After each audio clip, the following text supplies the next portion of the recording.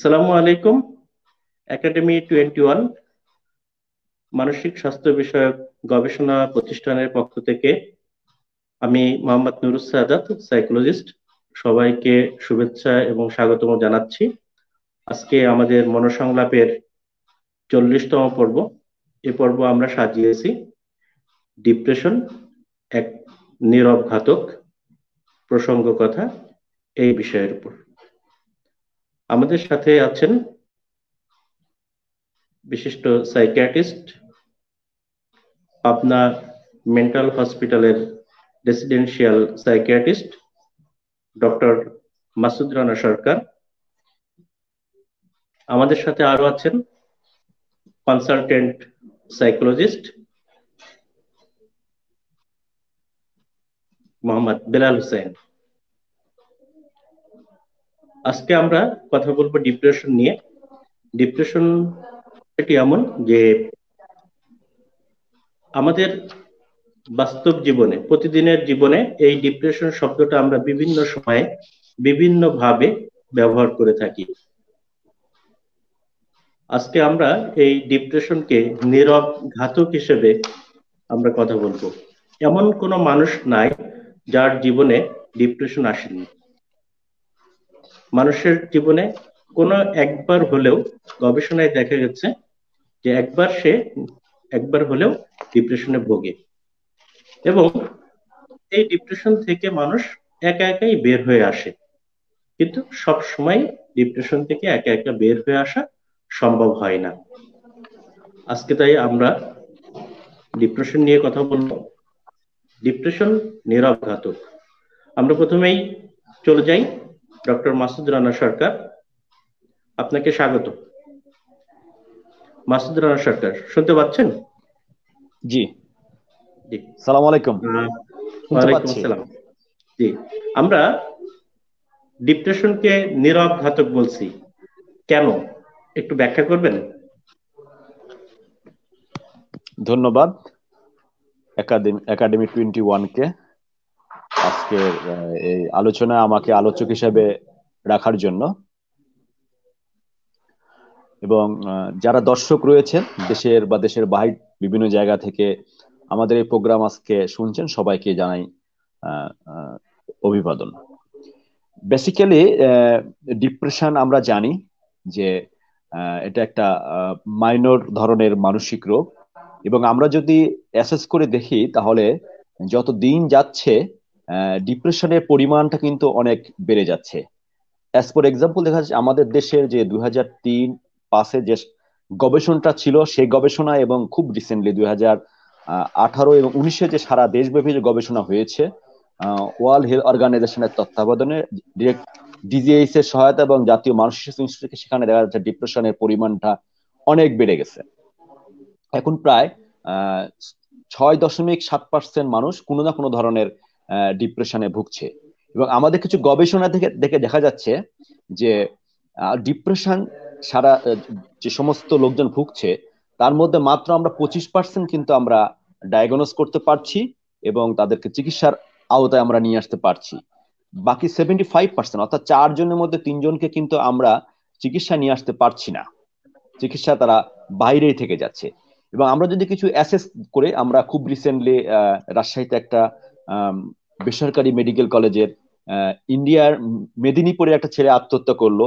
বছর খানিক আগে আরেকটি প্রাইভেট মেডিকেল কলেজের একজন মালদ্বীপের খুব বিখ্যাত মডেল অভিনেত্রী, উনিও কিন্তু আত্মহত্যা করলো।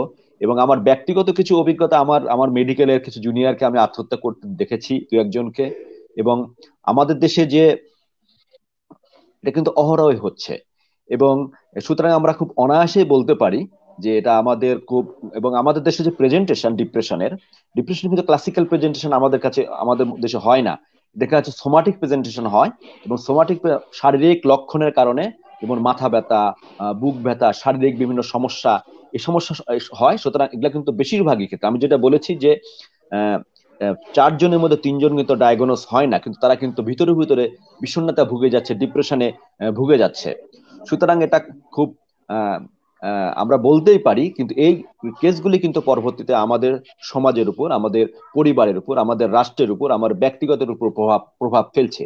সুতরাং এটা আমরা সহজেই বলতে পারি যে, এবং আমাদের আত্মহত্যা নিয়ে যে বর্তমানে যে স্টাডি আছে বাংলাদেশে, 2020 সালে একটা স্টাডি আছে, সেখানে দেখা যাচ্ছে যে আত্মহত্যার যে কারণগুলি তার মধ্যে 61% কিন্তু মানসিক কারণে আত্মহত্যা করে, এবং এদের মধ্যে কিন্তু আবার মানসিক কারণগুলোর মধ্যে 44% কারণ কিন্তু ডিপ্রেশন। তাই আমরা সহজেই বলতে পারি ডিপ্রেশন একটি নীরব ঘাতকের মতোই আমাদের সমাজে, আমাদের পরিবারে, আমাদের দেশে বিস্তার লাভ করছে। ধন্যবাদ। ধন্যবাদ মাসুদুর রহমান সরকার ভাইকে। আমরা আমাদের দর্শক শ্রোতা যারা আছেন তাদের কাছে অত্যন্ত বিনীতভাবে ক্ষমা প্রার্থনা করছি, কারণ আমাদের আজকে প্রোগ্রামটার টেকনিক্যাল মানে কারণেই আমরা জাস্ট 8টায় শুরু করতে পারিনি। অনেকেই আমাদের প্রোগ্রামের জন্য অপেক্ষা করছিলেন। তো আপনাদের কাছে আমরা ক্ষমা সুন্দর দৃষ্টি আকর্ষণ করছি। পাশাপাশি আপনাদেরকে আহ্বান করব আমাদের প্রোগ্রামটা নিজেরা দেখছেন, দেখবেন, এবং অন্যরা যেন আমাদের এই প্রোগ্রাম উপভোগ করতে পারে, উপকৃত হতে পারে, যার জন্য আপনারা এই প্রোগ্রামটা শেয়ার করতে পারেন। তাহলে হয়তো অনেকেই এই প্রোগ্রামটা দেখতে পাবে, তারা ব্যক্তিগত জীবনে হয়তো উপকৃত হতে পারবে। এ পর্যায়ে আমাদের সাথে আছেন বেলাল হোসেন, বিশিষ্ট সাইকোলজিস্ট, কনসালটেন্ট সাইকোলজিস্ট। বেলাল ভাই, আপনাকে আমাদের প্রোগ্রামে স্বাগত। ধন্যবাদ আপনাকে, ধন্যবাদ একাডেমি 21 সকল দর্শক এবং আজকের আমার আরেকজন আলোচক ডক্টর মাসুদুর রহমান সরকার ভাইকে। বেলাল ভাই, আপনার কাছে জানতে চাইবো, আমরা আজকে আমাদের প্রোগ্রামের শিরোনাম করেছি যে ডিপ্রেশন নীরব ঘাতক। আপনি বিষয়টি বলবেন, পাশাপাশি আরেকটা বিষয় আপনার কাছে জানতে চাইবো যে একজন মানুষ যে ডিপ্রেশনে ভুগছে, সেই সেই জায়গাটা আমরা সব অনেক ইস্যুতেই আমরা বলি যে ডিপ্রেশনে ভুগছে বা ডিপ্রেশনে ভুগছে। তো আসলে আমরা কিভাবে বুঝতে পারি যে একজন মানুষ ডিপ্রেশনে ভুগছে? মানে আপনাদের ক্লিনিক্যাল ভাষায় আসলে এটা কিভাবে ব্যাখ্যা করা হয়? ধন্যবাদ। ডিপ্রেশন, ডক্টর মাসুদ রহমান সরকার ভাই বলেছেন যে এটার যে মরণ ঘাতক বলা হয় একটা কারণে, যে সুইসাইড যারা করে, বিশেষ করে যারা মেজর ডিপ্রেসিভ ডিসঅর্ডারে ভুগেন, এর 15% অলমোস্ট সুইসাইড করেন। মেজর ডিপ্রেসিভ ডিসঅর্ডারের 10 থেকে 15% একটা গবেষণায়, কোনো কোনো জায়গায় 20-30ও বলা আছে। আমরা 15%ও যদি ধরি, যে যা মেজর ডিপ্রেসিভ ডিসঅর্ডারে ভুগছেন তাদের 15% সুইসাইড করেন। এটা একটা ফ্যাক্টর। আরেকটা ফ্যাক্টর হলো যে যারা ডিপ্রেশনের ভোগার কারণে একটা ক্রস প্রোডাক্টিভিটি নষ্ট হচ্ছে। একটা আমেরিকান এক গবেষণায় বলছে যে প্রতি বছর 210 বিলিয়ন ইউএস ডলার তারা জিডিপি লস করেন শুধু বিষণ্ণতার কারণে। যে মানুষগুলো বিষণ্ণতার কারণে ইনঅ্যাক্টিভ হয়েছেন, তারা কাজে সমাজে অবদান রাখতে পারছেন না ডিউ টু ডিপ্রেশন। এটা একটা বিরাট ইকোনমিক্যাল লসও বটে, যে যেখানে বলা হচ্ছে যে ন্যাশনাল যে ডিজিজ বার্ডেন, ওয়ার্ল্ড যে ডিজিজ বার্ডেন, তার মধ্যে ডিপ্রেশন হলো 4 নম্বরে আছে। যে এই মানে ক্যান্সার, এইডস, এই সব কিছুকে অতিক্রম করে ডিপ্রেশন কিন্তু 4 নম্বর ডিজিজ বার্ডেন। এবং এটাকে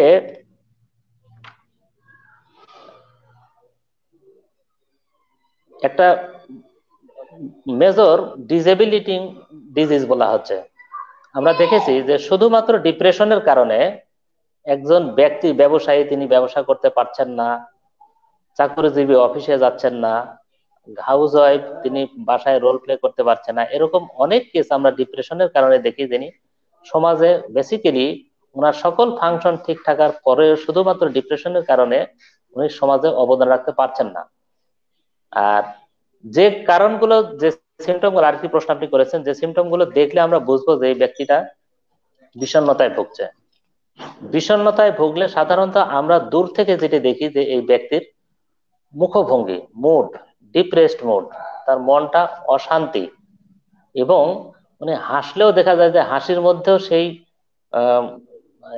ফেস নাই, যেটাকে বলা হয় স্মাইলিং ডিপ্রেশন, যে ওনার ডিপ্রেশনটা হাসিটা ঠোঁটে, চোখে মুখে নয়। আবার দেখা যাচ্ছে যে কোনো ইজিলি ফ্যাটিগেবিলিটি, খুব সহজে উনি ক্লান্তি বোধ করছেন, অথবা ঘুমের সমস্যা হচ্ছে, সাইকোমোটর অ্যাজিটেশন বা রিটার্ডেশন হয়, দেখা যাচ্ছে কাজের প্রোডাকশন কমে যাচ্ছে, স্লো হয়ে যাচ্ছে, এবং মেজাজটা খিটখিটে হয়, অনেক সময় রাগারাগি করেন, বা ডিপ্রেশনের সাথে অনেক সময় মিক্সড অ্যাংজাইটি তৈরি হয়, এবং ব্যক্তি তার কাজে কর্মে যে ইন্টারেস্ট, বিভিন্ন ধরনের কাজ, যে কাজ তিনি করতেন ওই কাজটা করতে আগ্রহ বোধ করেন না, এবং কিছু কাজ ওনার প্লেজারেবল, যে কাজগুলো ওনার আনন্দ দিত, ওই কাজগুলো এখন বলছেন যে ওই কাজগুলো আমাকে আর এখন আনন্দ দেয় না। আরেকটা জিনিস হয় যে অ্যাটেনশন এবং কনসেন্ট্রেশন লস করে, প্রায় বলে মনে রাখতে পারি না, বা ভুলে যাই, বা পড়তে পারি না। বিভিন্ন ধরনের শারীরিক সিমটম, মাসুদ রানা ভাই বলেছেন যে হেড এক, শরীরের বিভিন্ন জায়গায় ব্যথা, এই মাল্টিপল সোমাটিক কমপ্লেক্স। কারণ ডিপ্রেশন এমন একটা জিনিস যে এটা অনেকগুলো রোগের সাথে কানেক্টেড, সাইকোলজিক্যাল অনেকগুলো রোগের সাথে, সাইকেট্রির অনেকগুলো রোগের সাথে কানেক্টেড, এবং শারীরিক বিভিন্ন রোগের সাথে উপসর্গ হিসেবে ডিপ্রেশন আসে।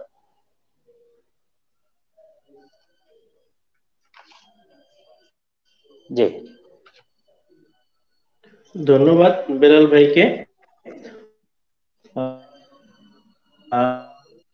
আমাদের সাথে আছেন মাসুদ রানা ভাই। আপনার কাছে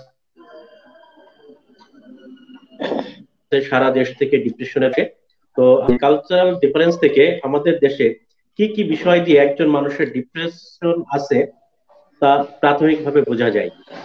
কোন কোন ইস্যুগুলো নিয়ে প্রথমে আসে? তো প্রথমেই তো রোগী আসলে এসে বলে না যে আমি ডিপ্রেশনে ভুগতেছি, বরং কোন কথাগুলো বলে? যদিও বেলাল ভাই অনেকটা বলে দিয়েছেন, তারপরও আপনার কাছে কি ধরনের কেস আসে ডিপ্রেশনে? ধন্যবাদ উপস্থাপক সঞ্চালক ভাইকে, নুরুৎসাদ ভাইকে।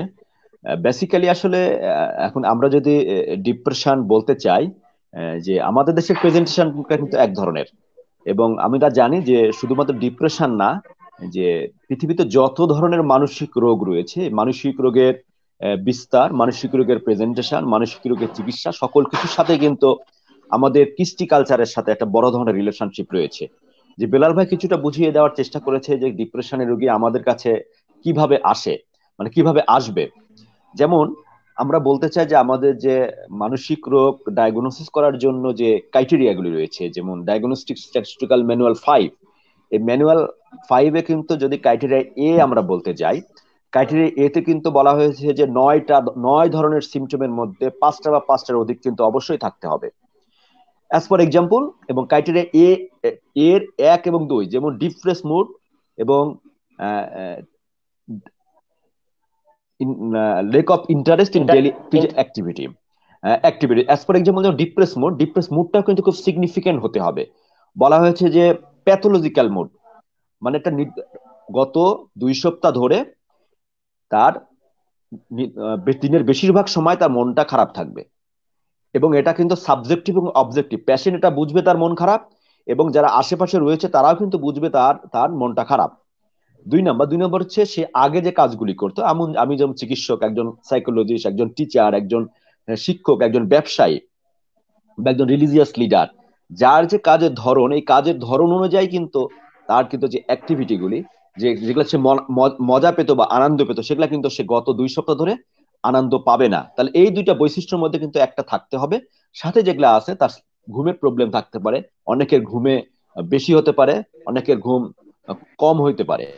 ঘুম ঘুম কম হইতে পারে, ঘুম বেশি হইতে পারে। অ্যাপেটাইট, খাবারের রুচির সমস্যা হতে পারে, যে কেউ কম খেতে পারে, কেউ আবার বেশি খেতে পারে।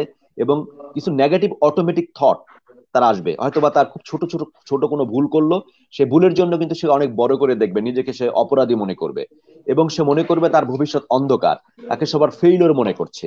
এবং কিছু তার সুইসাইডাল আইডিয়েশন বা সুইসাইডাল প্ল্যান তার মাথার মধ্যে আসবে। কনসেন্ট্রেশন এবং অ্যাটেনশনটা কমে যাবে এবং তার যে অনেক সময় সাইকোমোটর রিটার্ডেশন, মানে তার কাজকর্মে তাকে নড়াচড়া কমে যাবে বা সাইকোমোটর অ্যাজিটেশন হতে পারে। এই যে বৈশিষ্ট্য, এই বৈশিষ্ট্যগুলির মধ্যে 5টা বা 5টা অধিক থাকবে এবং 1 এবং 2 আমি বলেছি ডিপ্রেস মুড এবং ডিক্রিজ ইন্টারেস্ট, এই দুটার মধ্যে একটা থাকতে হবে। এবং তার আরেকটা বৈশিষ্ট্য হচ্ছে তার যে সোশিও অকুপেশনাল ইম্পেয়ারমেন্ট, একজন মানুষ যে কাজ করে, মানুষের যে সোশ্যাল ইন্টারেকশন, সকল ক্ষেত্রে কিন্তু তার ডিটোরিয়েশন করবে। এখন এটা হচ্ছে আমাদের বই পুস্তক মেনে, কিন্তু আমাদের কাছে কিন্তু এই ধরনের বই পুস্তক মেনে প্রেজেন্টেশনে কিন্তু রুগী সাধারণত ডিপ্রেস পেশেন্ট কিন্তু খুব একটা বেশি আসে না। কেন আসে না আমি আগেই বলার চেষ্টা করেছি। ডিপ্রেশনটা কিন্তু ডিপ্রেশন এবং পৃথিবীতে যে কোনো ধরনের মানসিক রোগের প্রেজেন্টেশনের সাথে মানে কিছু কালচারাল ব্যাপার স্যাপার রয়েছে। যেমন আমাদের দেশে সাইকোলজিক্যাল সিমটম এবং সাইকিয়াট্রির ওরিয়েন্টেশনটা কিন্তু কম। এটা শিক্ষিত মানুষ এবং অশিক্ষিত মানুষ গ্রামে গঞ্জে সব জায়গায় কিন্তু কম। সুতরাং এটা যদি ওরিয়েন্টেশন কম এবং একটা যদি মানুষ বলে আমার মন খারাপ বা মানুষ বলে আমি কাজে কামে আগ্রহ পাই না, এই যে সিমটমটা কিন্তু সে অ্যাটেনশন সিক করতে পারবে না। কিন্তু সে যদি বলতে পারে যে আমার বুক চেপে আসছে, বা সে যদি বলতে পারে আমার মাথা ব্যথা, বা সে যদি বলতে পারে আমার গা জ্বালা পড়া করছে, এই ধরনের শারীরিক সিমটমের কথাগুলি যদি বলতে পারে, তাহলে কিন্তু এই তার রোগের সিমটমের অ্যাটেনশনটা তার ফ্যামিলি মেম্বারদের কাছে সে ভালো পাবে এবং সে কিন্তু ডক্টরের কাছে আসবে, শরণাপন্ন চিকিৎসা পাবে। এই যে আমাদের দেশের কিন্তু অলমোস্ট আমাদের দেশ এবং আমাদের দেশের মতো দেশ নন ওয়েস্টার্ন কান্ট্রিগুলিতে কিন্তু ডিপ্রেশনের প্রেজেন্টেশনটা হয় সাধারণত শারীরিক প্রেজেন্টেশনে। যেমন তার রেসপিরেটরি কমপ্লেন নিয়ে সে বক্ষব্যাধি বিশেষজ্ঞের কাছে ডাক্তার কাছে যাচ্ছে, বা তার জিআইটি সিমটম নিয়ে তার কিন্তু গ্যাস্ট্রেন্টোলজিস্ট কাছে যাচ্ছে, তার কার্ডিয়াক সিমটম নিয়ে সে কার্ডিওলজিস্টের কাছে যাচ্ছে, সে কিছু নিউরোলজিক্যাল সিমটম নিয়ে নিউরোলজিস্টের কাছে যাচ্ছে। কিন্তু ক্লিন কাট তার আমার মন খারাপ বা আমার মন ভালো লাগে না, এই ধরনের কাছে কিন্তু সাইকিয়াট্রিস্টের কাছে আমাদের কম আসছে। ফিজিক্যাল সিমটমের যে পেশেন্টগুলি আমাদের কাছে আসছে, আমরা তখন অ্যাসেস করে আমরা তার হিস্ট্রিকে ইলেবোরেশন করে দেখতে পাচ্ছি যে তার কিন্তু ডিপ্রেশন। এই সমস্ত কারণে কিন্তু আমাদের দেশে ডিপ্রেশনগুলির ডায়াগনোসিসটা কিন্তু তুলনামূলক কমে যাচ্ছে। এজন্য আমি আবারও বলতে চাই যে আমাদের দেশে ডিপ্রেশন এবং আমাদের মতো দেশে সাধারণত থ্যাংক ইউ ডিপ্রেশনের রানা ভাই। প্রেজেন্টেশনটা হয় আছে শারীরিক রানা ভাই, সোমাটিক রানা ভাই প্রেজেন্টেশনটাই বেশি হয়। চমৎকার করে বলেছেন যে আসলে একদম যখন ডিপ্রেশন শুরু হয় সে ডিপ্রেশন নিয়ে আসে না, এসে বলে যে আমি ইদানিং খেতে পারছি না, ইদানিং আমার ঘুম হচ্ছে না, অথবা একবার ঘুমাইলে আর উঠতে পারছে না, অথবা আমি খেতে বসলে মনে হয় যে সব খেয়ে ফেলি, অথবা আমার মনে আনন্দ নাই, আমার যে কাজে আনন্দ লাগার কাজে আনন্দ পাচ্ছি না, আমার কর্মক্ষেত্রে আমি রোজগার করতে পারছি না, লেখাপড়া করতে পারছি না। এই প্রাথমিক দিকগুলো দেখেই মূলত সেটা আমরা রানা ভাইয়ের কাছ থেকে জানলাম যে একজন ডাক্তারের কাছে বা চিকিৎসকের কাছে যান। তো এ পর্যায়ে আমি বেলাল ভাইয়ের কাছে একটা বিষয় জানতে চাইবো, এই যে ডিপ্রেশনে মানুষ ভোগে বা ডিপ্রেশন ডিজঅর্ডারে ভোগে, এটার কারণটা কি, এর পেছনের কারণটা কি, এর কি সুনির্দিষ্ট কোনো ইস্যু থাকে যে কারণের সে ডিপ্রেশনে ভুগছে? জি, ধন্যবাদ। ডিপ্রেশনের অনেকগুলো কারণের মধ্যে একটা কারণ প্রথমেই বলতে হয়, সেটা হলো জেনেটিক। যে কিছু আমরা পাই যে বংশে যদি থাকে তাহলে পরবর্তী তার জিনে যারা পাচ্ছে তাদের মধ্যে এই ডিপ্রেশন আসতে পারে বংশগতভাবে। আমরা দেখেছি যে মায়ের বিষণ্ণতা এবং একইভাবে ছেলে বিষণ্ণতায় আক্রান্ত হয়েছে, এবং মা আসতেছে যে এই জিনের কারণে যে ছেলে পেলেও এটা নিয়ে মায়ের বিষণ্ণতা আরো বেড়ে গেছে, যে আমার ছেলের বিষণ্ণতার জন্য তাহলে আমি দায়ী। এরকম জেনেটিক ফ্যাক্টর হিসেবে আসে। অনেক বায়োকেমিক্যাল বা অন্য মেডিসিনের সাথে, যেমন ড্রাগ অ্যাডিকশন বা অন্য সাবস্টেন্স অ্যাবিউজ বা আদার ফার্মাকোলজিক্যাল কোনো ড্রাগের মিস ইউজ, এসবের ফলে আসতে পারে। ডায়েটারি ফ্যাক্টর আছে, যেখানে আপনার যদি প্রপার নিউট্রিশন মেনটেন করা না হয় সেই জায়গায় ডিপ্রেশন আসতে পারে। এনভায়রনমেন্টাল বিভিন্ন ফ্যাক্টর আছে, আপনার ফিনান্সিয়াল লস বা কোনো প্রাকৃতিক বিপর্যয়, যেমন এখন এটা কোভিড মহামারী চলছে গোটা বিশ্বব্যাপী, এটার ইম্প্যাক্টে বিষণ্ণতা হতে পারে, ন্যাচারাল ডিজাস্টার বা এই টাইপের কিছুতে। আবার রিলেশনশিপ প্রবলেম যেসব এগুলো নিয়ে রিলেশনশিপ ক্রাইসিসের কারণে বিষণ্ণতা হয়। এবং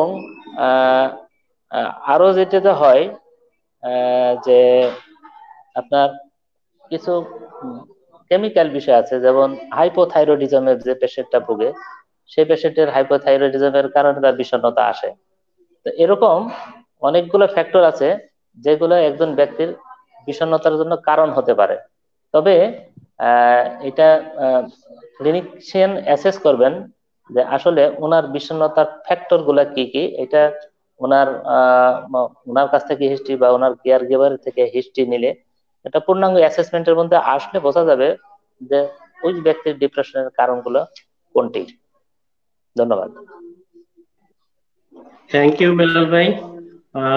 রানা ভাই, আপনার কাছে একটু জানতে চাই, সেটা হচ্ছে বিভিন্ন ফিজিক্যাল যে ডিসঅর্ডার গুলো আমাদের আছে বা ফিজিক্যাল যে ব্যাপারগুলো মানুষের লাইফে থাকে, এই সময়গুলোতে কি মানুষের ডিপ্রেশন আসে? ফিজিক্যাল ফিজিক্যাল বলতে কি চেঞ্জ, শারীরিক? জি জি, আমি বলতে শারীরিক চাই যে চেঞ্জ, আসলে তারপরে বিভিন্ন চিকিৎসা, সার্জারি হয়ে যাওয়া, তারপরে ডিপ্রেশনের এরকম কোনো ডিপ্রেশনের বিষয়? প্রেজেন্টেশনটা সাধারণত সাধারণত কিন্তু আমাদের কাছে পেশেন্ট আসে তিন ভাবে। একটা হচ্ছে যে আমাদের যে লাইফে যে অ্যাডভার্সিটি, অ্যাজ ফর এক্সাম্পল যে কেউ হয়তো বা মানে খুব ক্লোজ রিলেটিভকে মারা গেল, অথবা হয়তো বা কারো হয়তো বা ফিনান্সিয়াল লসের মধ্যে পড়লো, অথবা এই যে আমাদের কোভিড মহামারী, এই যে স্ট্রেস, এই স্ট্রেস কিন্তু অনেক সময় ফিলিং অফ আনহ্যাপি, অনেক সময় ডিপ্রেসিভ ডিসঅর্ডার না, কিন্তু ডিপ্রেশন হিসেবে আসতে পারে। এবং সেকেন্ড প্রেজেন্টেশন যেটা, ডিপ্রেশনটা অনেক ধরনের physical disorder, as for example আমরা যদি বলতে চাই ডায়াবেটিস মেলাইটাসের সাথে খুব ক্লোজ রিলেশনশিপ রয়েছে ক্রনিক যে ডিসঅর্ডার গুলি, সিওপিডি, ব্রঙ্কিয়াল অ্যাজমা এবং টিবারকুলোসিস, এবং আমরা যে হচ্ছে ক্যান্সার। এই যে ক্রনিক যে ডিসঅর্ডার গুলি, এই ডিসঅর্ডারের সাথে ডিপ্রেশনটা সাধারণত সাথে আসতে পারে, এবং এর পরবর্তীতে ডিপ্রেশন থাকতে পারে। এবং কিছু নিউরোলজিক্যাল ডিসঅর্ডার, কিছু হেপাটিক প্রবলেম, কিছু এন্ড্রোকাইন, যেটা বেলাল ভাই বলার চেষ্টা, এন্ড্রোকাইন হাইপোথাইরয়েডিজমের সাথে এটা রিলেশনশিপ রয়েছে। এবং অনেক ধরনের যে মানসিক রোগ, অ্যাজ ফর এক্সাম্পল সিজোফ্রেনিয়া বা schizophrenia, adjustment disorder, obsessive compulsive disorder, সবগুলি ডিসঅর্ডারের সাথে কিন্তু ডিপ্রেশনটা অনেক সময় ডিপ্রেশন হিসাবে প্রেজেন্ট করতে পারে, অনেক সময় এটার কোমরবিড হিসেবে থাকতে পারে, অনেক সময় এটার পরবর্তীতে কনসিকুয়েন্স হিসেবে ডিপ্রেশন থাকতে পারে, এবং ডিপ্রেশন একটা কিন্তু ডিসঅর্ডার হিসেবে আসতে পারে। সুতরাং যে কোনো ধরনের ফিজিক্যাল ইলনেসের সাথে আসতে পারে, এবং যত ধরনের মানসিক রোগ রয়েছে বেশিরভাগ মানসিক রোগের সাথে সাথে সাথে এবং আলাদাভাবে ডিপ্রেশন কিন্তু থাকতে পারে। এবং আরেকটা যেটা বলতে চাই, যে ডিপ্রেশনের সাথে কিন্তু আমি বেলাল ভাইয়ের প্রশ্নের সূত্র ধরে বলতে চাই যে যে কোনো ধরনের ডিপ্রেশনের কিন্তু আমরা যদি বলতে চাই জেনেটিক লোডিং একটা বড় বড় ফ্যাক্টর। দেখা যাচ্ছে যে যদি ওয়ান প্যারেন্ট যদি বাইপোলার ডিসঅর্ডার থাকে, ডিপ্রেশন তো একটা যদি থাকে, তাহলে দেখা যাচ্ছে তাদের বাচ্চাদের মধ্যে কিন্তু 10 থেকে 25% সম্ভাবনা বেড়ে যায় কিন্তু ডিপ্রেশন হওয়ার। এবং 2 প্যারেন্ট হলে দেখা যাচ্ছে 20 থেকে 50% সম্ভাবনা বেড়ে যায়। এবং আমাদের যে তাদের যদি ফ্যামিলি এনভায়রনমেন্ট একটা বড় ফ্যাক্টর, যদি ফ্যামিলিতে সেপারেশন থাকে, ডিভোর্স থাকে এই ধরনের ফ্যামিলিতে, এবং অনেক সময় দেখা যাচ্ছে যে তাদের ফ্যামিলিতে যদি রিলেশনশিপের প্রবলেম থাকে, যদি সে ফিজিক্যাল, মেন্টাল, সাইকোলজিক্যাল ও সেক্সুয়াল অ্যাবিউজ যদি হয়, তাদের অ্যাডাল্ট কিন্তু তাদের ডিপ্রেশন হতে পারে। পাশাপাশি দেখা যাচ্ছে একটা ডিপ্রেশনের পেশেন্টদের ক্ষেত্রে ঠিক ডিপ্রেশন আসার আগে তার লাইফে কিন্তু তার স্ট্রেস কিন্তু বলা হয় 6 ফোল্ড বেড়ে যায়, এবং কিছু নিউরোকেমিক্যাল চেঞ্জ হয়। আমরা জানি যে কিছু বর্তমানে এই সেন্সরিতে কিছু রিসার্চ করে দেখা যাচ্ছে, যদিও একসময় ডিপ্রেশনকে রিয়েল ডিসঅর্ডার বলা হতো না, বলা হতো, এখন অর্গানিক বেসিস নাই, কিন্তু এখন দেখা যাচ্ছে কিছু নিউরো কেমিক্যাল ইমব্যালেন্স, যেমন কিছু মনোঅ্যামিনো নিউরোট্রান্সমিটার, সেরোটোনিন, নরঅ্যাড্রিনালিন, ডোপামিনের একটা বড় ধরনের ইমব্যালেন্স হচ্ছে। ইমব্যালেন্সের ফলেও কিন্তু ডিপ্রেশন ডেভেলপ করে। এই জন্য ডিপ্রেশন একটা মানসিক রোগ হিসেবে আসতে পারে, ডিপ্রেশন বিভিন্ন ওষুধের কারণে আসতে পারে, আমরা যে এবং ডিপ্রেশন বিভিন্ন শারীরিক রোগের সাথে থাকতে পারে, এবং শারীরিক রোগের কনসিকুয়েন্স হিসেবে ডিপ্রেশন থাকতে পারে।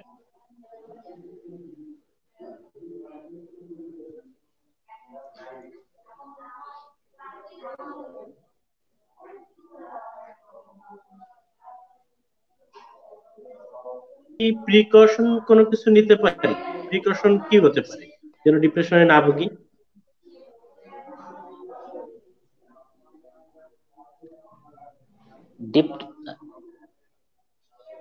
কিছু কিছু জিনিস আছে যেমন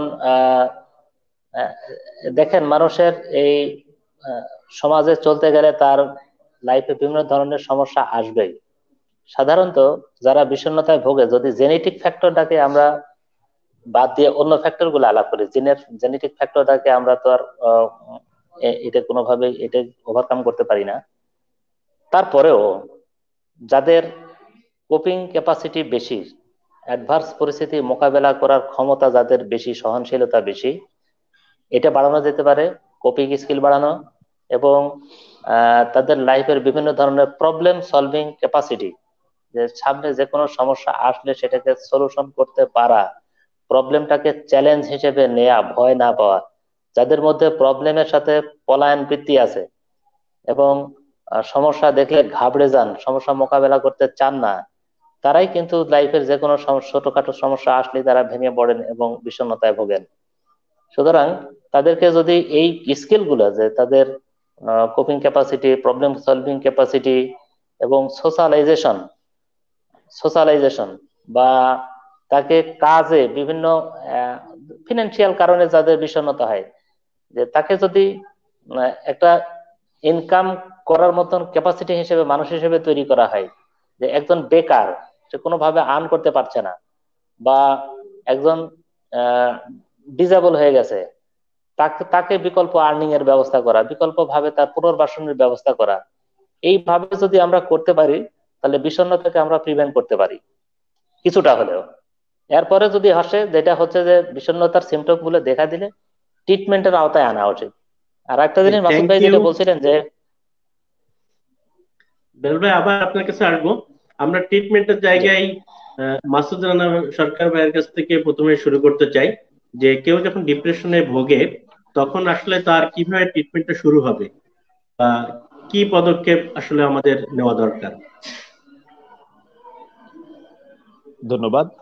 বেসিক্যালি যখন আমাদের কাছে একটা পেশেন্ট আসে, আমরা হয়তোবা তার দু একটা কথা শুনে, মানে মেইন যে কমপ্লেন, যেটাকে আমরা চিফ কমপ্লেন বলি, সেটা শুনে যদি আমরা ডিপ্রেশন মনে করি, তাহলে আমরা প্রথমে তার যে ইতিহাসটা পূর্ণাঙ্গভাবে আমাদেরকে নিতে হবে। যে তার আহ, ইতিহাসটা, তার এটা যে সিমটমটা, সেটা কতদিন থেকে, এবং তার এটার কারণে তার ফ্যামিলির উপরে, তার পার্সোনাল লাইফের উপরে, বা তার বাচ্চাদের উপরে, তার পেশার উপরে কোনো বড় ধরনের প্রভাব ফেলছে কিনা, এবং তার এটার পিছনে কোনো স্ট্রেস ফ্যাক্টর আছে কিনা, মাল্টিপল স্ট্রেস ফ্যাক্টর আছে কিনা, সেটা আইডেন্টিফাই করা। তার আগে ডিপ্রেশন ছিল কিনা, বা তার ডিপ্রেশন থাকলে সে কোন ওষুধে সে ভালো হয়েছে, কতদিন ওষুধ খেতে হয়েছে, তার পজিটিভ ফ্যামিলি হিস্ট্রি আছে কিনা, কোনো মাদকের হিস্ট্রি আছে কিনা। আমার ডিটেলস কিন্তু হিস্ট্রি আমাদেরকে নিতে হবে, 1 নম্বর। 2 নম্বর হচ্ছে যে, এবং ডিপ্রেশনটা, এটা ডিপ্রেশন নাকি ডিপ্রেসিভ ডিজঅর্ডার, এটা কিন্তু আমাদের আইডেন্টিফাই করতে হবে। যেমন আমি বললাম যে খুব ক্লোজ রিলেটিভ কেউ মারা গেলে কিন্তু 2-3 সপ্তাহ তার কিন্তু একটু আনহ্যাপি সে ফিল করতে পারে। কিন্তু আমরা ডিপ্রেসিভ ডিজঅর্ডার বলতে হলে কিন্তু এটার কিছু ডায়াগনস্টিক ফিচার থাকতে হবে। ডায়াগনস্টিক ফিচার মানে সেন্ট্রাল ফিচার্স বলেছি আমি, যে প্যাথোলজিক্যাল ডিপ্রেস মুড, এবং negative automatic thought, lake of enjoyment, এবং ডিউরেশনটা কিন্তু অ্যাটলিস্ট 2 উইকস হতে হবে, এবং সোসিও ফাংশনাল ইম্পেয়ারমেন্ট থাকতে হবে যদি ডিজঅর্ডার হয়। এবং ডিজঅর্ডার হলে এটা কি কি কারণে হচ্ছে, এটার সাথে কোনো ফিজিক্যাল কারণ রিলেশনশিপ আছে কিনা, নাকি এটা কোনো মেন্টাল কারণে হচ্ছে। আমি বলতে চাচ্ছি ফিজিক্যাল কারণে নাকি সরাসরি এটা ডিপ্রেশন, সেটা আমাদেরকে অ্যাসেস করতে হবে। এবং অ্যাসেস করার পরে আমি এটার সিভিয়ারিটি দেখব। কারণ আমার ট্রিটমেন্টের পার্টে কিন্তু তার পেশেন্ট নিজে আসবে, পেশেন্টের ফ্যামিলিকে ইনভলভমেন্ট করতে হবে, সাপোর্টিভ থেরাপি লাগতে পারে, অনেক সময় ফিনান্সিয়াল অনেক প্রবলেম থাকতে পারে, সুতরাং পুরো ফ্যামিলি কিন্তু আমার ট্রিটমেন্ট পার্টে নিয়ে আসতে হবে। আমরা যদি দেখি যে মাইল্ড ডিপ্রেশন মাইল্ড ডিপ্রেশন আমরা দেখি, তাহলে কিন্তু বেশিরভাগ ক্ষেত্রে যদি আমরা অ্যাক্টিভ মনিটরিং করতে পারি, তার যদি আমরা advance daily life programme, self guided একটা প্রোগ্রাম করে দেওয়া যেতে পারে, তাহলে কিন্তু, এবং তার যদি কিছু ফিজিক্যাল এক্সারসাইজ, কিছু স্লিপ হাইজিন মেনটেন করতে পারে, এবং অ্যাক্টিভ মনিটরিং, কিন্তু সে ভালো হয়ে যেতে পারে। দেখা যাচ্ছে খুব মাইল্ড সিমটম, কিন্তু দেখা যাচ্ছে রোগের ইমপ্রুভমেন্ট হচ্ছে না। সেক্ষেত্রে আমাদের হয়তো বা সাথে কিছু কগনিটিভ বিহেভিয়ার থেরাপি বা কিছু থেরাপি বেস কিছু আমাদেরকে প্রোগ্রাম করে দিতে হবে। এতেও দেখা যাচ্ছে ভালো হচ্ছে না, বা সিমটম মাইল্ড থেকে মডারেট, সেক্ষেত্রে কিন্তু আমাদের কিছু ওষুধের দিকে, আমাদের অনেক ধরনের অ্যান্টি ডিপ্রেশন পাওয়া যায়, সেক্ষেত্রে আমরা চলে যাব। এবং দেখা যাচ্ছে মডারেট কিন্তু আমরা ওষুধ দিলাম, সেক্ষেত্রে কিন্তু আমাদের রেসপন্স করলো না, তাহলে ওষুধের পাশাপাশি আমাদের হাই ইন্টেন্সিটি সাইকোলজিক্যাল অ্যাপ্রোচ যেগুলা, সেগুলাতে যেতে হবে। এবং পাশাপাশি অনেক সময় এই অ্যান্টি ডিপ্রেশনের সাথে অনেক সময় তার সাইকোলজিক্যাল কম্পোনেন্ট থাকতে পারে, সেক্ষেত্রে অ্যান্টিসাইকোটিক লাগতে পারে। অনেক সময় দেখা যাচ্ছে এটার সাথে অগমেন্টেশন থেরাপি আমাদেরকে অন্য ধরনের লিথিয়াম বা কিছু কিছু মুডস্টিমুলেটর যারা আমাদের দিতে হতে পারে। পাশাপাশি আমাদের ওই পেশেন্টের রিহ্যাবিলিটেশন, পেশেন্টের তার মেন্টাল সাপোর্ট, তার সোশ্যাল সাপোর্টকে এনশিওর করতে হবে, তার ফ্যামিলি সাপোর্ট এনশিওর করতে হবে, এবং তার ক্রাইসিসটা কি, তার নিডটা কি, নিডটা অ্যাসেসমেন্ট করতে হবে, এবং নিডেও আমাদেরকে চিকিৎসা করার চেষ্টা করতে হবে। আপনাকে একটু থামিয়ে জিজ্ঞেস করতে চাই আপনাকেই, সেটা হচ্ছে যে আমরা অনেক সময় দেখি যে ঘুম ভালো হচ্ছে না, এই কারণে ট্রিটমেন্ট না নিয়ে কোনো মানে প্রেসক্রিপশন না নিয়ে বা ডাক্তারকে না দেখিয়ে অনেক সময় আমরা ওষুধ খাই, ঘুমের ওষুধ। আবার খাবারের রুচি নাই, এই কারণে আমরা অনেক সময় এই যে রুচি ভালো হওয়ার জন্য কিছু ওষুধ আমরা খাই। এই ব্যাপারে আপনার কমেন্টস একটু জানতে চাই। এইভাবে যে মানে ডায়াগনোসিস না করে ওষুধ খাওয়ার ব্যাপারটা আমাদের দেশে বেশ প্রচলিত। এক্ষেত্রে আসলে করণীয় কি হওয়া উচিত বা কিভাবে এটা? আসলে আমাদের দেশে তো অনেক কিছু হচ্ছে, আর কোনো অবস্থাতে ডায়াগনোসিস, আমি তো আগেই বলেছি যে ডিপ্রেশন কিন্তু আমি প্রথমে তো ওষুধ দিয়ে দেবো না। আমাকে তো এখন শুধু ঘুম হচ্ছে না, শুধু ঘুম নানা কারণে নাও হতে পারে, তার বাড়িতে ছোট বাচ্চা থাকতে পারে, তার কাজের প্রেশার থাকতে পারে, তার ফিজিক্যাল কোনো ইলনেস থাকতে পারে, অনেক কারণে কিন্তু ঘুম না হতে পারে। এই জন্য ঘুম না হলে আমাদেরকে আগে প্রথমে স্লিপ হাইজিন মেনটেন করতে হবে। প্রথমে আমাদের স্লিপ হাইজিন, কিছু জিনিস করবে কিছু জিনিস করবে না। যেমন সে যদি তার সন্ধ্যার পরে সে হেভি এক্সারসাইজ করবে না, হেভি খাবার খাবে না, এবং সে দেখা যাচ্ছে ক্যাফেইন জাতীয় খাবার, সিগারেট, চা, কফি সে সময় খাবে না, এক্সাইটিং কোনো কাজ করবে না, এবং একই সময় বিছানায় যাবে, একই সময় বিছানা থেকে উঠবে। দেখা যাচ্ছে যে আমরা অনেক সময় ঘুমাতে যাই, আমরা আমরা বিছানায় বসে বসে আমরা কি করছি, আমরা মোবাইল টিপছি, ল্যাপটপে কাজ করছি, পত্রিকা পড়ছি, এগুলাকে অ্যাভয়েড করবে। প্রথমে আমাদেরকে স্লিপ হাইজিনটা মেনটেন করতে হবে, এবং এবং আমাদের কিছু সে সময় কিছু আমরা রিল্যাক্সেশন কিছু টেকনিক আমরা ফলো করতে পারি, যদি ব্রিদিং এক্সারসাইজ বা প্রোগ্রেসিভ মাসল রিল্যাক্সেশন, অনেকগুলি টেকনিক আছে, সেগুলো আমরা ব্যবহার করতে পারি। যদি তার ডিপ্রেশনই হয়, দেখা যাচ্ছে আমরা ঘুম হচ্ছে না, আমরা তার একটা হিস্ট্রি নিলাম, ডিটেলস হিস্ট্রি নিলাম, দেখা যাচ্ছে খুব মডারেট টু সিভিয়ার ডিপ্রেশন, আমার কাছে মনে হচ্ছে যে ওষুধ না হলে তার হবে না, সেক্ষেত্রে আমি অবশ্যই ওষুধ অ্যাডভাইস করব। শুধু ঘুম হচ্ছে না বা শুধু খাবারের অরুচি, শুধু এটা দিয়ে যে কোনো একটা ওষুধ শুরু করার জন্য যথেষ্ট নয়, অ্যাসেসমেন্ট লাগবে। অ্যাসেসমেন্ট করে যদি আমার মনে হয় তার মডারেট, সেক্ষেত্রে আমরা ওষুধ পেয়ে গেছি। একটু রানা ভাইয়ের সাথে একটু যোগ করি যে বেলাল ভাই আপনি যোগ করবেন, সাথে সাথে বেলাল ভাই আপনি যোগ করবেন, সাথে সাথে রানা ভাই বলছিলেন যে psychological approach, cognitive behaviour therapy. তো এই সাইকোলজিক্যাল অ্যাপ্রোচ বা কগনিটিভ বিহেভিয়ার থেরাপিটা আসলে কিভাবে শুরু হয় এবং কতদিন ধরে একজন এই ধরনের সেশন বা থেরাপি নিলে সে আসলে ডিপ্রেশন থেকে বের হতে পারে, আপনি এটা রানা ভাইয়ের সাথে যোগ করে সাথে এটা বলবেন আর কি। জি জি, আমি ওই যে আপনার আনপ্রেসক্রাইব ড্রাগ খাওয়ার ব্যাপারটাই বলছি, যে আমরা রিসেন্টলি অনেকগুলো কেস পাচ্ছি যে বাজার থেকে ওষুধ কিনে খেতে খেতে তারা, বিশেষ করে বেনজোডাইজেপিন গ্রুপের ওষুধ, ক্লোনাজিপাম, ডিসোপেন, রিবোট্রিল, জোলিয়াম, এই টাইপের ওষুধগুলো, নকটিন, তারা খেতে খেতে আস্তে আস্তে এটা টলারেন্সি বাড়ছে, এবং যখন না খেলে বডি উইথড্রল হচ্ছে, তখন কিন্তু সে পরিমাণ বাড়িয়ে দিচ্ছে, দিয়ে আরেকটা প্রবলেম তৈরি করছে, এবং এটা অজান্তেই একটা অ্যাডিকশনের মধ্যে ব্যক্তি ঢুকে যাচ্ছে। এটা ব্যক্তিগতভাবে হয়, অনেক সময় এমনও হয়েছে যে ডাক্তার একবার ঘুম হয় নাই 7 দিনের জন্য দিয়েছে, তো উনি ওই 7 দিন খাচ্ছেন, 7 দিনের পরে 14 দিন, এভাবে মাস, বছর, এবং নিজের মতো করে ডোজ বাড়িয়ে বাড়িয়ে খাচ্ছেন।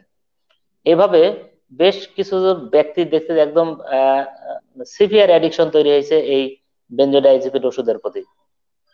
আর সাইকোলজিক্যাল ম্যানেজমেন্ট যেটা, অবশ্যই ডিপ্রেশনের জন্য সিবিটি, কগনিটিভ বিহেভিয়ার থেরাপি, যেটা ডিজাইনই করা হয়েছিল বিষণ্ণতার জন্য, এবং বিষণ্ণতা ট্রিটমেন্টের জন্য আমরা জানি যে একজন ব্যক্তির কিছু ফল্টি অ্যাজাম্পশন থাকে, নেগেটিভ অটোমেটিক থট, আমরা যেটা বলি যে বিষণ্ণতা হলে বিভিন্ন ধরনের নেগেটিভ চিন্তা তার মধ্যে বারবারই আসতে থাকে।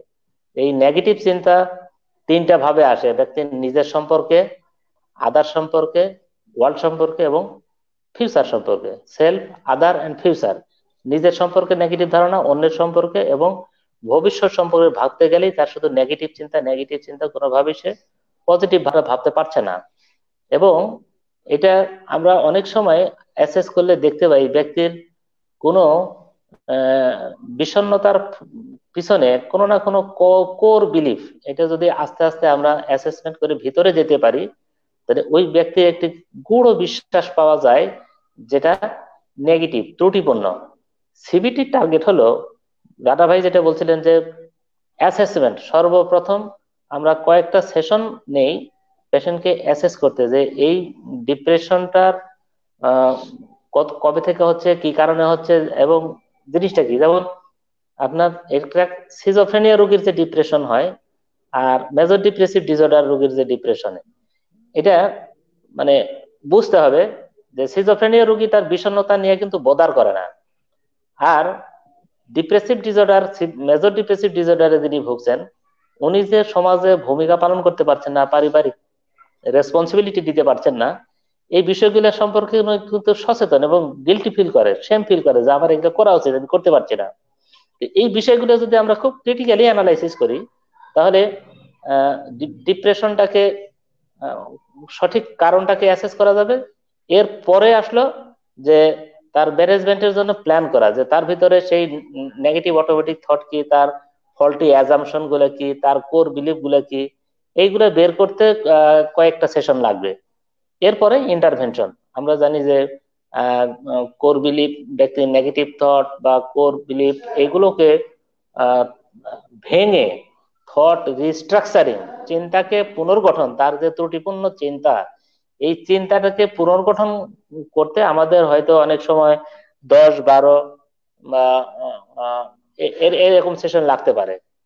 আবার পাশাপাশি বিহেভিয়ার থেরাপি, সাধারণত মাসুদ ভাই যে কেমিক্যাল ইমব্যালেন্সের কথা বলছিলেন, যে সেরোটোনিন, ডোপামিন, এইগুলোর পরিমাণ কমে যায় দেখে ব্যক্তি ড্রাইভ পায় না, তাহলে আহ ব্যক্তি কাজে অংশগ্রহণ করছে না। দেখা যাচ্ছে যে অ্যান্টিডিপ্রেসেন্ট ওষুধ খেয়ে উনি ভালো ফিল করছেন, তার সেরোটোনিন, ডোপামিনের পরিমাণ হয়তো এনহ্যান্স করা হয়েছে, কিন্তু তার যে অলসতা শুরু হয়েছে, ঘুমিয়ে থাকেন, কাজে অংশগ্রহণ করছেন না, এই অলসতার কারণে, তার হ্যাবিটটা চেঞ্জ হওয়ার কারণে তাকে এই নতুন ভাবে কাজে এনগেজ করা যাচ্ছে না। এই জায়গায় বিহেভিয়ার থেরাপির মাধ্যমে, বিশেষ করে আমরা বিহেভিয়ারাল অ্যাক্টিভেশন থেরাপি, যে আচরণগুলো উনি আগে করতেন না, সেগুলোকে আমরা গ্রাজুয়ালি, অল্প অল্প করে বলি, আমরা বলি যে ছোট ছোট ছোট ছোট করে দেন, যে আস্তে আস্তে তাকে রেসপন্সিবিলিটিতে নিয়ে আসা। যে একজন ব্যবসায়ী, উনি টোটালি ওনার বিজনেস প্রতিষ্ঠানে যাচ্ছে না, তাহলে তাকে আমরা ভাগ করে দিই, আপনি প্রতিদিন 2 ঘন্টা থাকেন, পরের সপ্তাহে 3 ঘন্টা দিলাম, এভাবে দেখা যায় একটা পর্যায়ে এক বেলা, এবং তাকে গ্রাজুয়ালি আগের অবস্থাতে নিয়ে যাওয়া সম্ভব।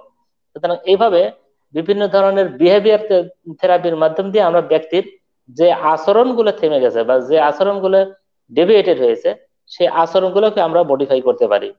সুতরাং একই সাথে দুইটা দিক, একটা হলো কগনিটিভ থেরাপি আর একটা বিহেভিয়ার থেরাপি, এই দুইটার কম্বিনেশনে আমরা কয়েকটা সেশন যদি ব্যক্তিকে সাপোর্ট দিতে পারি এবং হোপ সৃষ্টি করতে পারি, এবং এক্ষেত্রে ফ্যামিলি মেম্বারকে ইনভলভ করতে পারি এবং সঠিক পুনর্বাসনের ব্যবস্থা করতে পারি। পুনর্বাসনের জন্য অবশ্যই ফ্যামিলি ইনভলভমেন্ট লাগবে, যে ফ্যামিলি তাকে এই কাজগুলোতে করতে হেল্প করবে। এটা করলে একটা সামগ্রিকভাবে যদি মেডিকেশন, সাইকোথেরাপি এবং ফ্যামিলির ইনভলভমেন্ট, সোশ্যাল থেরাপি, এই সবগুলোর কম্বিনেশন যদি একজন ডিপ্রেস পিপলকে আমরা সাপোর্ট দেওয়ার চেষ্টা করি, তাহলে এক্ষেত্রে একটা ভালো ফল পেতে পারি আমরা। Thank you. Thank you Bilal ভাই, চমৎকার ভাবে সাইকোলজিক্যাল অ্যাপ্রোচ কিভাবে কাজ করতে পারে ডিপ্রেশনের পেশেন্টের উপর আপনি বলেছেন। রানা ভাইয়ের কাছে আমরা একদম স্পেসিফিক একটা ইস্যুতে যাব, সেটা হচ্ছে আমাদের দেশের মায়েরা অনেক সময় আমরা দেখি যেটা, সেটা হচ্ছে যখন সে গর্ভধারণ করে, গর্ভবতী হয়, সেই সময়ে তার ভিতরে একটা ডিপ্রেশন কাজ করে। আবার অনেক সময় আমরা দেখেছি যে প্রসব পরবর্তী সময়েও তার ভিতরে ডিপ্রেশন শুরু হয়ে যায়। তো এই ডিপ্রেশনটা ক্ষেত্রে আসলে সে কিভাবে এবং কি ধরনের চিকিৎসা শরণাপন্ন হতে পারে? আমাদের জিয়া ভাই এই প্রশ্নটা করেছেন যে প্রসূতির ক্ষেত্রে ডিপ্রেশন দেখা যায়, সেক্ষেত্রে আসলে কি ধরনের চিকিৎসা ভূমিকা থাকতে পারে? ধন্যবাদ। যে এটা আমরা অনেক সময় পাই যে আমাদের প্রসব একই সাথে একই সাথে আমি এটাও বলবেন যে সার্জারি যখন করা হয়, অনেক সময় আমরা দেখেছি যে সার্জারি হয়ে যাওয়ার পরেও মানুষের ভিতরে ডিপ্রেশন বা মেন্টাল ডিসঅর্ডার ও গ্রোথ ইস্যু একবারেই আপনি যদি ক্লিয়ার করেন। দুটা দুটা আলাদা দুটা প্রশ্ন। যে আমরা অনেক সময় দেখি যে একটা আগে থেকে হয়তো বা একটা মানে একটা প্রেগনেন্সি পিরিয়ডে কিন্তু কিছু ডিপ্রেশন থাকতে পারে, কিন্তু সবচেয়ে চ্যালেঞ্জের বিষয়টা হচ্ছে যে একটা ডেলিভারি হয়ে গেল, নর্মাল বা সিজারিয়ান প্রসেস হয়ে গেল, হয়ে যাওয়ার পরে সাধারণত 42 দিনের মধ্যে অনেক সময় বিষণ্ণতা ডেভেলপ করে, যেটাকে আমরা বলি পোস্ট পার্টাম ডিপ্রেশন। এবং আরেকটা টার্ম এখানে আসে হচ্ছে maternity blue or baby blue.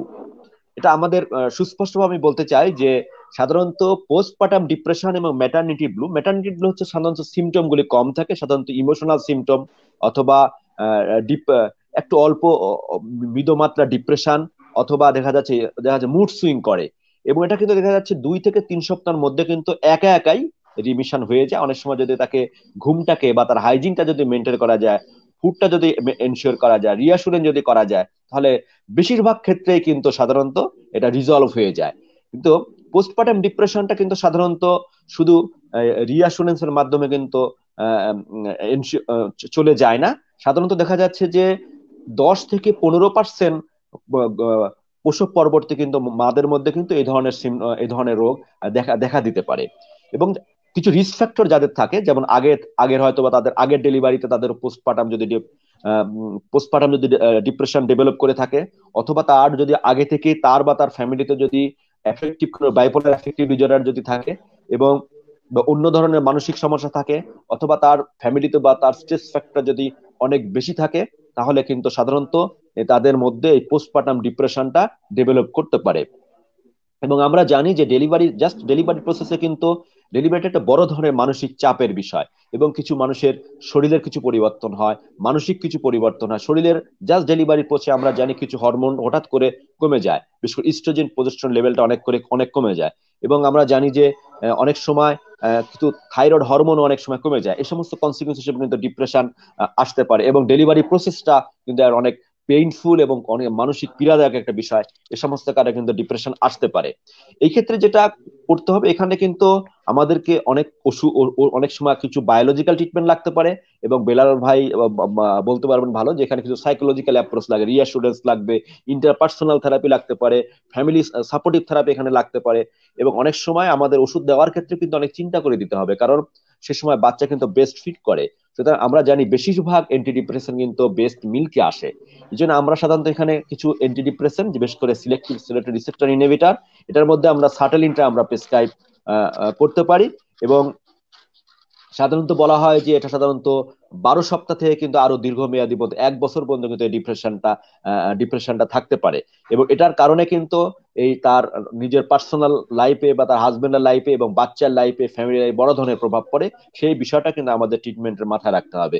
এবং পোস্ট সার্জিক্যাল ক্ষেত্রেও অনেক সময় তার হয়তো আগে থেকে ডিপ্রেশন ছিল, অথবা সার্জারি প্রসিডিউর পরে ডিপ্রেশন আসতে পারে।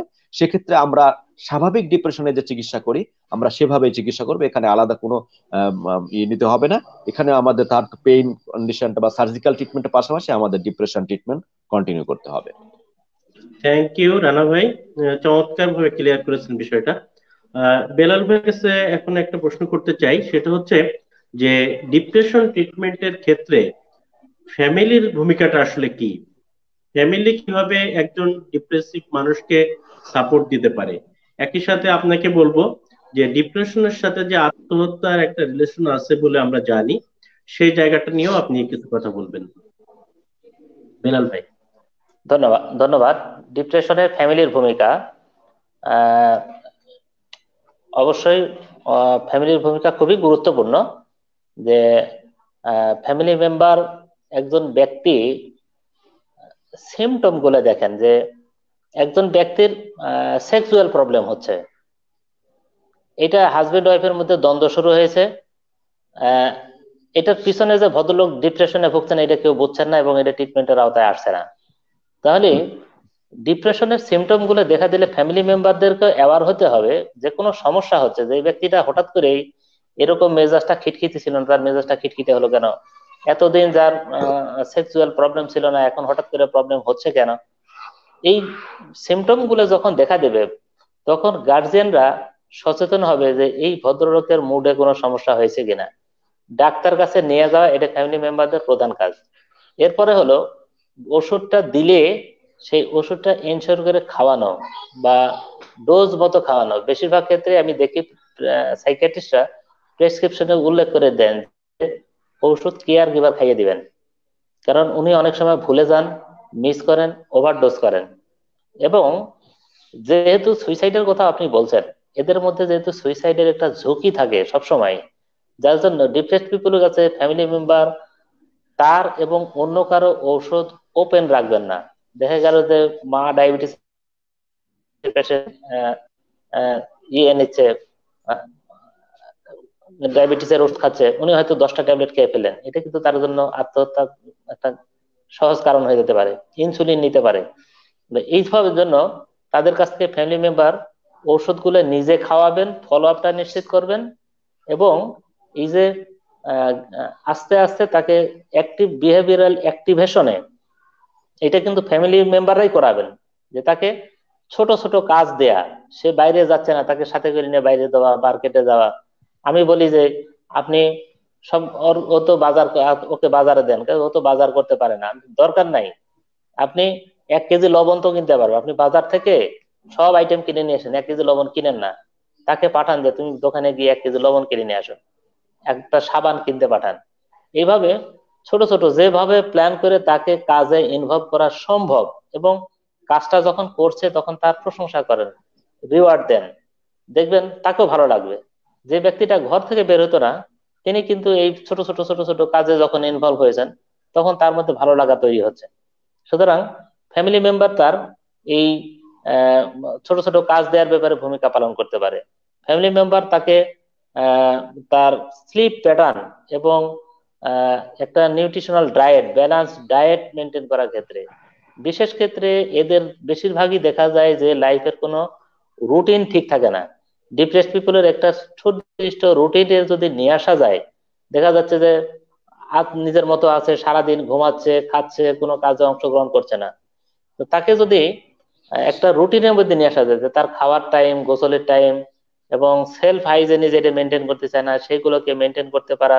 ডক্টর মাসুদ রানা সরকার ভাই যেগুলো বলছে, স্লিপ হাইজেনি মেনটেন করা, স্লিপ হাইজেনি মেনটেন, সারাদিন বিছানায় বসে টেলিভিশন দেখছে, তো তাকে ফ্যামিলি মেম্বার গুলো, এই ফ্যামিলি মেম্বার তাকে এই স্লিপ হাইজেনি মেনটেনের ব্যাপারে ফ্যামিলি মেম্বার তাকে ভূমিকা রাখতে পারে। এবং সর্বশেষ যেটা খেয়াল রাখতে হবে, যে তার মধ্যে বিষণ্ণতা মানেই তার মধ্যে আত্মহত্যার চিন্তা উকি মারে। এই বিষয়টা একটু খেয়াল রাখতে হবে, যে তার মাথার মধ্যে এই ধরনের কোনো চিন্তা আছে কিনা, তার মধ্যে এই ধরনের কোনো আইডিয়েশন আছে কিনা, এবং কোনো অ্যাটেম আছে কিনা। সাধারণত যারা সুইসাইড করে তারা প্রত্যক্ষ এবং পরোক্ষ ভাবে কিছু সংকেত দেয়। এই সংকেত গুলোকে খেয়াল করা, যে দুনিয়ার প্রতি তার কোনো মায়া নেই, তার প্রিয় বস্তুগুলো অন্যজনকে দিয়ে দিচ্ছে, অনেকজনকে হাই বলতেছে, বিদায় নিয়ে নিচ্ছে, দিস ইজ, এইটাই হয়তো আমাদের শেষ দেখা, আর দেখা হবে না, ভুল করলে ক্ষমা করে দিও। এরকম ভাবে হয়তো সে মানুষের কাছ থেকে বিদায় নিয়ে নিচ্ছে, যে সে সমাজে আর কোনো রোল প্লে করছে না, সে তার মতো করে বিদায়ের প্রস্তুতি নিচ্ছে। এই ধরনের কোনো আলামত যে একজন ব্যক্তির সোশ্যাল উইথড্রল।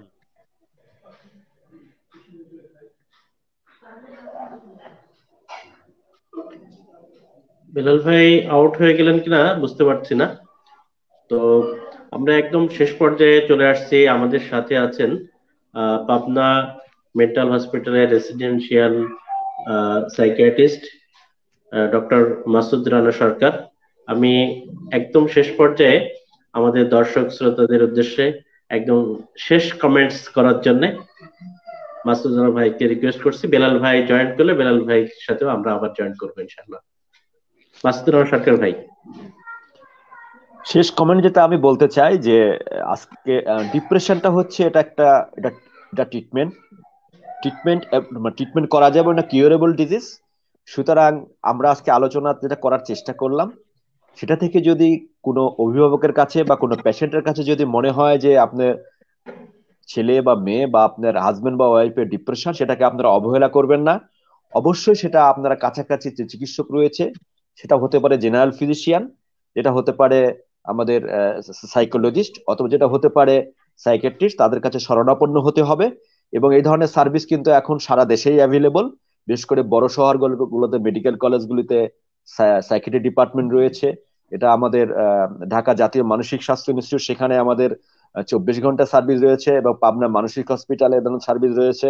দেশের সকল প্রাইভেট মেডিকেল কলেজে মানসিক ডিপার্টমেন্ট রয়েছে, এবং দেশে Bangabandhu Sheikh Mujib medical university psychiatry department রয়েছে। সুতরাং এটাকে আপনারা অবহেলা করা যাবে না, অবশ্যই চিকিৎসকের শরণাপন্ন হতে হবে। কারণ আমরা যে স্টাডিগুলি দেখা যাচ্ছে তাতে ডিপ্রেশনের কারণে কিন্তু এটা পরিবারের উপর প্রভাব পড়ছে, সমাজের উপর প্রভাব পড়ছে, রাষ্ট্রের উপর প্রভাব পড়ছে। কারণ ডিপ্রেশনটা বারবার হয়, এটার চিকিৎসা খরচ, হসপিটালাইজেশন, এবং এটার কারণে আমাদের বিভিন্ন কাজে কর্ম থেকে ব্যাঘাত ঘটে এবং কিছু ডিসরাপটিভ বিহেভিয়ার হয়, এবং এটার কিন্তু বড় ধরনের অর্থনৈতিক প্রভাব পড়ে। সুতরাং এটাকে অবহেলা না করে অবশ্যই আপনারা যে যেখানে আছেন চিকিৎসকের শরণাপন্ন হবেন। তাহলে আমার মনে হয় আপনার ভালো হবে, সমাজের ভালো হবে, পরিবারের ভালো হবে, রাষ্ট্রের ভালো হবে। তাহলে ট্রিটমেন্ট আমরা করতে পারবো। ধন্যবাদ সবাইকে, আজকের এই যারা আয়োজন করেছেন এত সুন্দর প্রোগ্রাম তাদেরকে, এবং কষ্ট করে যারা দর্শকরা যারা আজকের অনুষ্ঠানটা উপভোগ করছে সবাইকে ধন্যবাদ জানিয়ে শেষ করছি। আসসালামু আলাইকুম। ধন্যবাদ ডক্টর মাসুদুর সরকার, আপনি অত্যন্ত প্রাণবন্ত আলোচনা করেছেন, আমাদের সামনে তুলে ধরেছেন যে ডিপ্রেশন আসলে আমরা আসলে কিভাবে এটাকে ট্রিটমেন্টের আওতায় নিব, কিভাবে ফ্যামিলি এটার জন্য ভূমিকা রাখবে, এবং সার্বিকভাবে ডিপ্রেশনকে যদি আমরা প্রতিরোধ করতে পারি তাহলে একজন মানুষকে কিভাবে প্রোডাক্টিভ করতে পারি।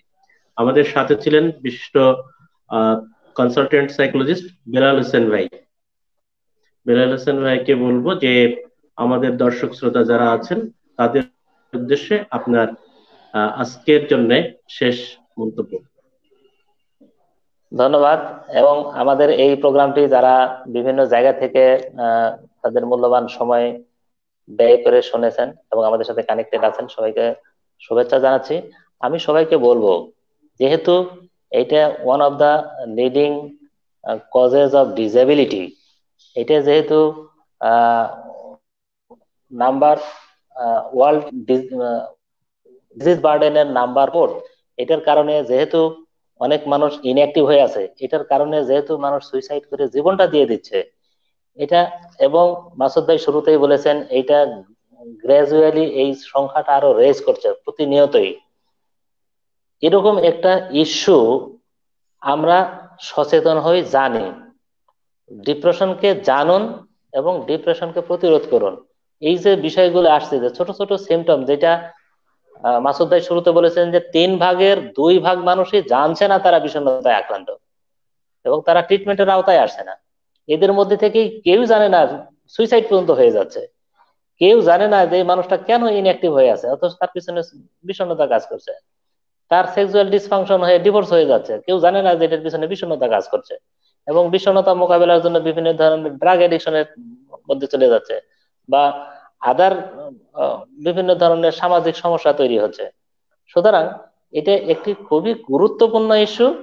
এটা যেমন ক্যান্সার গুরুত্বপূর্ণ, ডায়াবেটিসের ব্যাপারে যেমন সচেতন, আমরা হৃদরোগের ব্যাপারে যেমন সচেতন, ঠিক তদ্রূপে আমরা বিষণ্ণতাকে গুরু দেব, বিষণ্ণতাকে যে যার জায়গা থেকে জানার চেষ্টা করব, বোঝার চেষ্টা করব, এবং ঠিকভাবে এই ইস্যুটাকে আমরা মোকাবেলা করার চেষ্টা করব।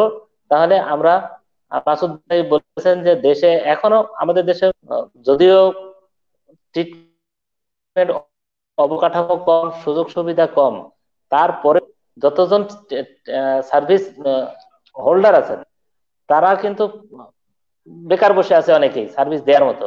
সুতরাং সকল মানুষের চিকিৎসা দিতে না পারলেও সেই 3/4 মানুষও যদি চিকিৎসা আসে, 50% মানুষও যদি চিকিৎসা আসে, তাহলে আমরা অনেকটাই লস, হার্ম রিডাকশন করতে পারবো। তো আমি আবারও আজকের অনুষ্ঠানের উপস্থাপক নুরুল সাদ ভাই, চমৎকার করে আপনি ডিপ্রেশন সংক্রান্ত বিষয় তুলে নিয়ে আসছেন, এবং সাইকিয়াট্রিস্ট মেন্টাল হসপিটাল পাবনা, উনি তো খুব সাবলীল ভাবে কথা বলেন এবং খুবই গুরুত্বপূর্ণ এই চমৎকার ভাবে উপস্থাপন করেছেন। এবং আজকে আবারও ধন্যবাদ জানাচ্ছি একাডেমি 21 কে, যারা 40তম এই পর্বটি সাকসেসফুলি সম্পন্ন, এবং আমি ধন্যবাদ বেলাল ভাইকে।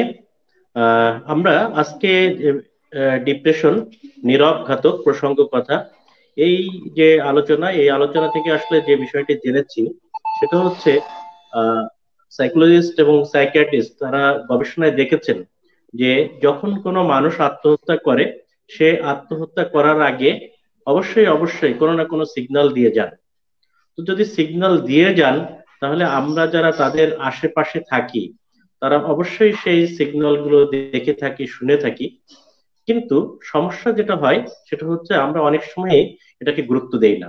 ঠিক ডিপ্রেশনের পেশেন্ট যখন কারোর ভিতরে ডিপ্রেশন তৈরি হয়, ডিপ্রেশন ডিপ্রেসিভ ডিজঅর্ডার হওয়ার আগেই আমরা কিন্তু যারা আশেপাশে থাকি তারা দেখতে থাকি যে লোকটা কিভাবে একাকী বোধ করছে এবং একাকী জীবনযাপন করছে, নিজেকে কিভাবে গুটিয়ে নিচ্ছে।